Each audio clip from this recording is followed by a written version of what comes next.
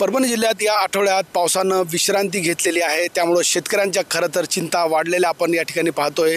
खरं तर मागच्या आठवड्यात झालेल्या जोरदार पावसामुळे खरीपाची पिके जी होती ती चांगली बहरलेली आहे। आपण या ठिकाणी पाहतोय जवळपास गुडघ्या एवढा सोयाबीन या ठिकाणी वाढलेला आहे। मागच्या आठवड्यात पाऊस झाला, मात्र या आठवड्यात पावसानं विश्रांती घेतल्यानंतर आपण या ठिकाणी पाहतोय जमिनीमध्ये अशा भेगा पडलेल्या आहे।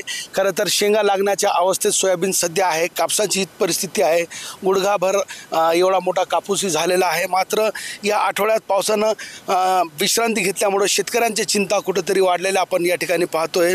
खरं तर जूनच्या अगदी सुरुवातीपासूनच पावसानं या ठिकाणी परभणी जिल्ह्याकडे पाठ फिरवलेली होती, मात्र मागच्या आठवड्यात जोरदार पाऊस झाला होता आणि त्याचा फायदा खरं तर मोठ्या प्रमाणावर खरीप पिकांना झाल्याचं आपल्याला पाहायला मिळते।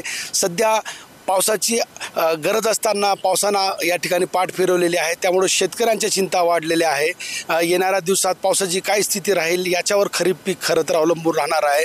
तुर्तास एक आठवड्याभरापासून परभणीकडं वरुणराजानं पाठ फिरवली आहे आणि शेतकरी खरं तर आभाळाकडे डोळे लागून राहिलेले आहेत। कॅमेरा पर्सन सय्यद खिजरसह नजीर खान, TV9 मराठी, परभणी।